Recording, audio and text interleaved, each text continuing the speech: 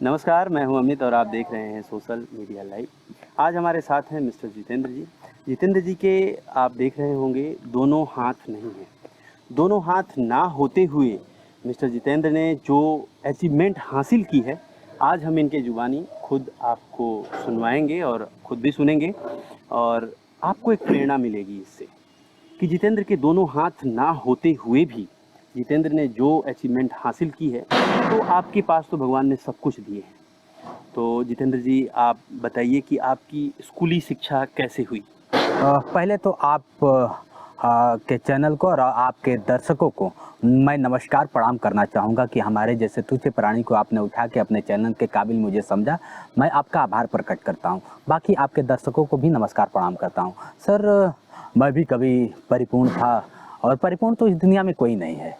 मैं भी एक छोटा सा सोशल वर्कर हूँ, आप लोग देखते होंगे। तो कहीं ना कहीं है, माँ बाप को तो मैं दोष नहीं दे सकता कि माँ बाप ने मुझे ऐसा इस तरह से पैदा किया। माँ बाप तो अच्छा ही पैदा किया था, लेकिन गरीबी जीव की नाश होती है और गरीबी में मैंने पला और पलने के साथ 11,000 वोल्टेज का बिजली का करंट आने से चपेट में आने से मैंने मतलब दोनों हाथ गंवा दिए। ओके, तो जी उस सर। समय आपकी उम्र कितनी थी? उस समय मेरी उम्र 12 वर्ष थी। मैं 6 में पढ़ रहा था और 2004 की बात है। 11,000 के चपेट में आने से मैंने अपना दोनों हाथ गंवा दिए। क्लास 6th में जब थे आप तो आपके दोनों जी बिजली के कारण जी ये जी आपको सर। करंट का शॉट लग गया जिस जी वजह से ये काटना पड़ा। जी सर, जी सर, जी सर। तो उसके बाद आपने स्कूली शिक्षा कैसे की? देखिए सर, स्कूली शिक्षा कभी तो मैं स्कूल में जाता था, बहुत स्कूलों में गया, मेरा स्कूल एडमिशन लेता ही नहीं था। आप भी जानते हैं कि बिन लिखे हुए का एडमिशन नहीं हो पाता है और जो स्पेशल स्कूल जिसे लोग कहते हैं कि नहीं बिना लिखे हुए भी आप पढ़ सकते हैं, तो वहाँ तक मेरी पहुँच नहीं थी। ओके। मैं ग्रामीण अंचल का था और ग्रामीण अंचल में ही रह गया, ग्रामीण से बिलोंग करता हूँ। मेरा होम डिस्ट्रिक्ट गाजीपुर उत्तर प्रदेश का मैं रहने वाला हूँ और गांव में ऐसा कुछ व्यवस्था नहीं था।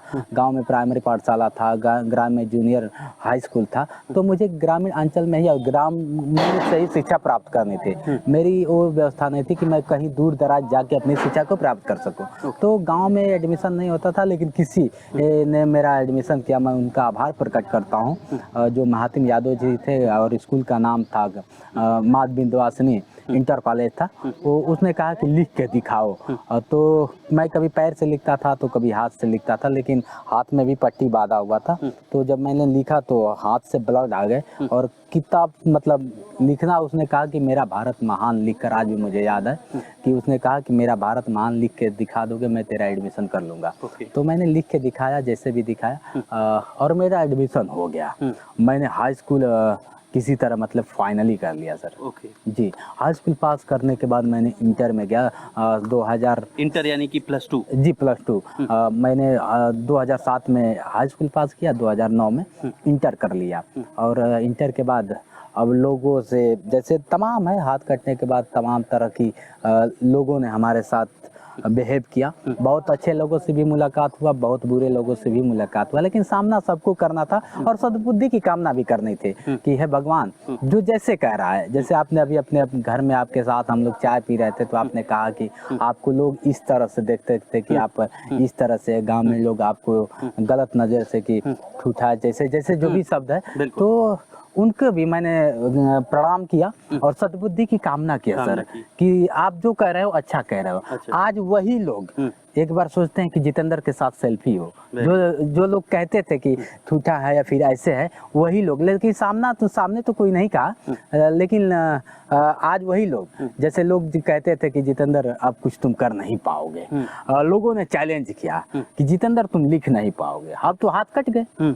लिख नहीं पाओगे। मैंने लिख कर ग्रेजुएशन स्तर तक टॉप किया मैं। Very good. जी आपने सर। ग्रेजुएशन कहाँ से किया? ग्रेजुएशन एशिया का नंबर 1 कहा जाने वाला और उत्तर प्रदेश का नंबर 1 स्कूल BHU बनारस का नाम सुने होंगे। बनारस यूनिवर्सिटी से? बनारस यूनिवर्सिटी BHU BHU से। हिंदू, हाँ। हाँ, बनारस हिंदू यूनिवर्सिटी, यानी कि हिंदू के नाम से जानते ही है। हाँ, yes. बनारस अपना काशी विश्वनाथ के नाम से प्रसिद्ध है, वैसे बनारस हिंदू यूनिवर्सिटी से, जी सर, जी काशी विश्वविद्यालय से मैंने ग्रेजुएशन टॉप किया। Okay. अच्छा लगा। ग्रेजुएशन आपने किस सब्जेक्ट में किया? ग्रेजुएशन मैंने देखिए सर वहाँ से बैचलर ऑफ कमर्शियल था मेरा, बीकॉम किया आपने? बीकॉम किया, कमर्शियल Very good, था, very good. कमर्शियल मैंने किया। कमर्शियल करने का उद्देश्य था कि मैं बैंक मैनेजर बनूंगा, very लेकिन सपना तो बहुत कुछ था, लेकिन सपना ना, फिर भी एक लगा कि यार आगे चल के जैसे मतलब मैं बढ़ता गया तो दिमाग में ये आया कि बहुत बड़ा किसी के यहाँ नौकर, अगर मैं बैंक मैनेजर भी बन जाता, डीएम भी बन जाता तो मैं नौकर बन जाता, तो मुझे नौकर बनना पसंद नहीं था सर। जैसे मैंने वोट संभाला तो ऐसा लगा था कि मैं नौकर नहीं बनूंगा, मैं जब भी बनूंगा मालिक बनूंगा, तो मैं बहुत बड़ा नौकर बनने से अच्छा समझा कि मैं छोटा सा मालिक बन लूं, तो मैंने आज मालिक बन के सोशल वर्क पे और बहुत अच्छी सोच है जितेंद्र की। आप देख रहे होंगे कितना कॉन्फिडेंस लेवल अप है, और कॉन्फिडेंस लेवल अप होने के कारण जितेंद्र कहाँ से कहाँ पहुँच गए हैं। और मैं आपको यही कहना चाहूँगा कि भगवान ने इनके दोनों हाथ ले लिए, लेकिन इनका कॉन्फिडेंस लेवल बहुत ही ऊपर कर दिया। और जितेंद्र जी और क्या चैलेंजेस थे? बहुत सारे आप बता रहे थे कि बहुत सारे हमारे लाइफ में चैलेंज, जैसे मैंने बोला ना पहले ही आपसे बोला कि लोगों ने चैलेंज किया कि जितेंद्र तुम लिख नहीं पाओगे, मैंने टॉप किया। जैसे अब एक सामान्य व्यक्ति से अगर कह दिया जाए कि क्या आप बाइक चला पाते हो, क्या आप साइकिल चला पाते हो, क्या आप चला लेते हैं? तो ऐसे ही अब मैं बता रहा हूँ ना सर, तो लोगों ने कहा कि तुम कभी जिंदगी में साइकिल नहीं चला पाओगे, तुम जिंदगी में बाइक नहीं चला पाओगे। मैंने साइकिलिंग रेसिंग टॉप कर दिया, बाइक चला लिया। मतलब आप मेरा यूट्यूब छोटा सा सर का ही आशीर्वाद है कि एक छोटा सा यूट्यूब चैनल चलता है, जिस चैनल का नाम है जोश एक्सप्रेस। अगर आप विजिट करेंगे तो उसमें आपको लगेगा, और उसमें सारा वीडियो मेरा देखने को मिल जाएगा कि मैं क्या करता हूँ, कैसे चलता हूँ, कंप्यूटर चलाना, मोबाइल चलाना, बाइक चलाना, पूरे परिवार का जीवन यापन कराना, मतलब मैंने उसमें सब कुछ डाल रखा है। बिल्कुल बिल्कुल, जी बहुत सर, अच्छा, बहुत अच्छा। जी सर। तो नहीं, चैलेंजेस का मतलब ये होता है कि लोगों ने आपको कहा होगा कि आप ये नहीं सर, देखिए एक चीज और मैं बता, जो आपने गॉड की बात की कि भगवान जो दिया है, मैं बता दूं, एक घुड़सवार को ले लीजिए आप। जब घुड़सवार जब बैठता है तो रेसिंग में, तो घुड़सवार क्या करता है कि घोड़े को मारने लगता है, बिल्कुल बहुत तेजी से मारता है, लेकिन घोड़े को ऐसा लगता है कि ये मुझे मार रहा है, साला मुझे तकलीफ दे रहा है, लेकिन उसको ये नहीं पता है कि जो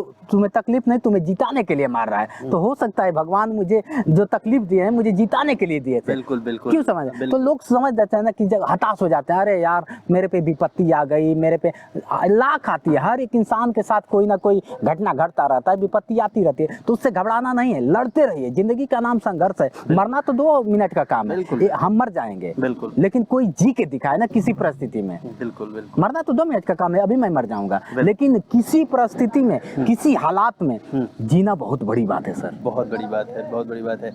तो आपने ग्रेजुएशन जब किया तो आपने कहीं जॉब के लिए अप्लाई किया? मैंने रेलवे भी निकाला, लेकिन रेलवे और भारत सरकार चाहे किसको क्या कहे, मोदी जी कहते हैं विकलांग नाम हटा के दिव्यांग रख दिया। अच्छा, कह दिया कि दिव्यांग, दिव्य मीन्स भगवान का अंग कह दिया। लेकिन भगवान कहाँ रहता है भैया? भगवान तो मंदिर में रहता है, लेकिन हम तो कीचड़ में हैं। कल भी कीचड़ में थे और आज भी कीचड़ में हैं। लोग भी नजरों से भी देखते हैं। मतलब आपके कहने का ये है कि सरकार द्वारा कोई भी सुविधाएं आपको नहीं मिली, ना मैं लेने का प्रयास किया, इसलिए कि सरकार ही करप्शन है। किसी अधिकारी के पास अगर पेंशन बनवाने जाओ, चाहे कर्मचारी के पास जाओ, तो उसको पहले भैया समझ रहे हैं खेला कर लेंगे, अच्छा, तभी काम होगा। अच्छा, जिसके पास हाँ रिश्वत देंगे तभी हमारा पेंशन बनेगा। तो भैया मेरे पास ना रिश्वत था, ना मैं पेंशन बनवा पाया। वेरी गुड, मेरे पास ना रिश्वत। आप मेरे से एक बार चर्चा किए थे कि आप रेलवे में आपने रेलवे में चेन्नई में अप्लाई किया था, अप्लाई करके मैं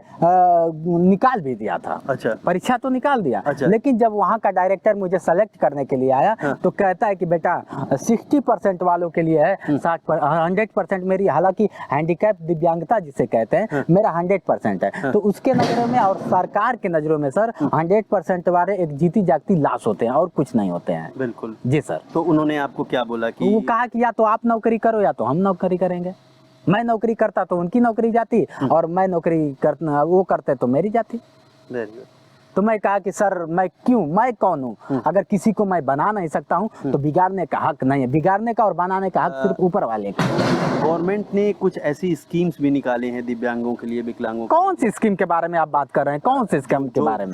जो पेंशन नहीं नहीं नहीं सर, आप बताइए ना कौन सी स्कीम, कौन सा गवर्नमेंट का स्कीम बताइए ना आप हमें। मतलब आपको कुछ नहीं मिला?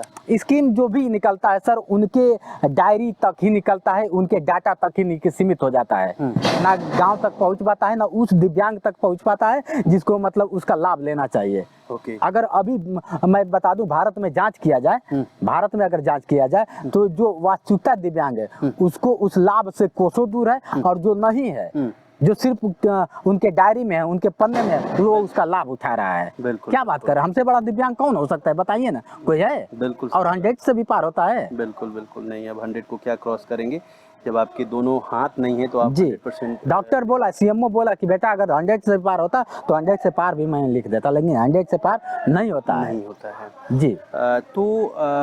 और भी आपके पास जो आपके दोनों हाथ ना रहते हुए, जितेंद्र जी आप बता रहे थे कि नहीं आप कंप्यूटर भी चलाते हैं। सर देखिए, दोनों हाथ ना रहना चाहिए, रहना अगर जिसके पास जज्बा है ना, जिसे लोग जज्बा कहते हैं, जुनून कहते हैं, तो नशा जरूरी नहीं है कि दारू में ही नशा हो। बिल्कुल। जब मुझे नशा हो जाएगा कि मैं ये करूंगा तो करूंगा। आप एक परिपूर्ण व्यक्ति के पास मेन ह्यूमन बॉडी में, इंसान के बॉडी में सबसे मौजूद दिमाग होता है, दिमाग होता है। ठीक है, आप ठीक है, जिस दिन आपका दिमाग काम करना बंद कर देगा तो माइक को भी आप नहीं पहचान पाएंगे कि ये माइक है कि क्या है। बिल्कुल बिल्कुल बिल्कुल। ठीक है सर, लेकिन मैं भगवान का शुक्रगुजार हूँ कि सब कुछ लेते हुए मेरा दिमाग को उन्होंने अच्छा रखा कि आप जैसे लोगों के बीच में बाइक करने का मौका मुझे मिलता है। ठीक है सर। जितेंद्र जी ने अपनी ज़िंदगी में क्या, आपकी ज़िंदगी में भी एक बहुत बड़े मिसाल हैं। जितेंद्र जी को देख करके आप बहुत कुछ सीख सकते हैं। जितेंद्र जी का कहना है कि कुछ ना रहते हुए, क्या आप कहना क्या है, आप खुद देख सकते हैं कि जितेंद्र नहीं सर, कभी कभी मैं बता दूं लोग घबरा जाते हैं, मैं उन लोगों की बात कहता हूँ, ये नहीं कि दिव्यांगों के लिए मैं एक प्रेरणा बन के, मैं उन लोगों के लिए भी चैलेंज करता हूँ कि लोग घबरा जाते हैं, उंगलियां कट जाता है, अरे यार उंगली कट गया अब मैं खाना कैसे खा पाऊंगा। अरे यार जिससे उससे पूछो ना जिसका दोनों हाथ कट गया है, उससे पूछो कि वो कैसे खाना खाता है, उससे पूछो कि वो कैसे अपना जीवन यापन करता है, उससे पूछो कि वो अपनी नित्य क्रिया कैसे करता है। बिल्कुल बिल्कुल। तो ये तो बहाना है, ये तो बहाना है, बहाना है। बिल्कुल बिल्कुल। करने वाले के लिए कोई रोक नहीं सकता है सर। बिल्कुल बिल्कुल जी सर। आपके लिए एक बहुत बड़ी मिसाल है, उन लोगों के लिए जितेंद्र बहुत बड़े मिसाल हैं। बचपन में सर देखिए, बचपन में लोग जिद किया करते हैं, हाँ, कि पापा मुझे ये दे दो, जिद बन जाता है, लड़का जिद करता है। बिल्कुल ठीक है, लेकिन मेरा कहना है कि मंजिलें भी जिद्दी हैं, रास्ते भी जिद्दी हैं, देखते हैं कल क्या होगा। जितेंद्र दिव्यांग के हौसले भी जिद्दी हैं। चैलेंज करता हूँ मैं सर, जिद जिस दिन आ जाएगा उस दिन खामखा सब कुछ आसान हो जाएगा। बिल्कुल। आप देखते हैं, मैं नहीं, भारत में अगर हर एक पन्ने में देखेंगे, वैसे मैं खुद वीरों की धरती गाजीपुर से बिलोंग करता हूँ, अगर एक एक पन्ने उठा के गाजीपुर का देखेंगे तो उसमें कोई ना कोई वीर पैदा जरूर है, जैसे भी है। और लोगों के बीच में आप एक मिसाल बन के हैं, क्योंकि देखा जाए बहुत कम लोग ऐसे हैं जितेंद्र, मैं आपको ये कहना चाहूँगा कि बहुत कम लोग ऐसे हैं जो अचीवमेंट आपने हासिल की है। आप कार भी ड्राइव करते हैं, आप बाइक भी ड्राइव करते हैं।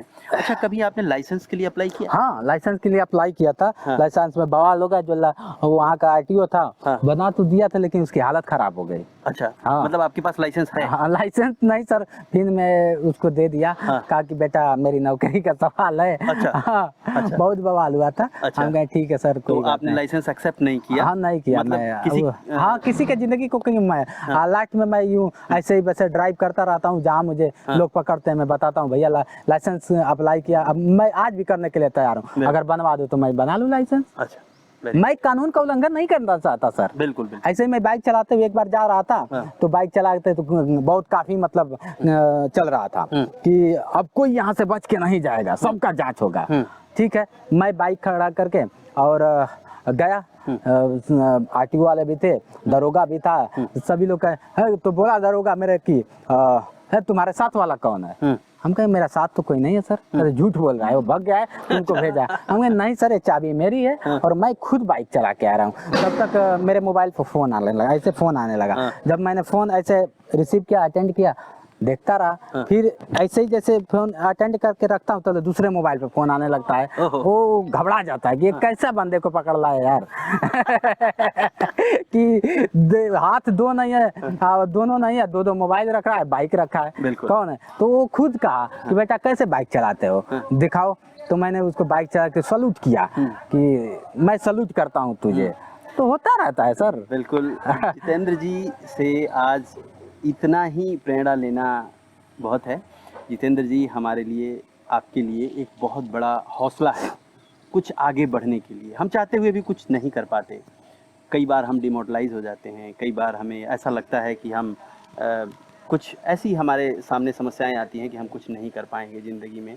हम जहाँ के थे हम वहीं रह जाएंगे। जीवन से जो लेकिन हार ऐसा जाए सर नहीं है। तो बुज़दिलों की काम है। जिनके दोनों हाथ नहीं हैं जी। वो भी सब कुछ करते हैं।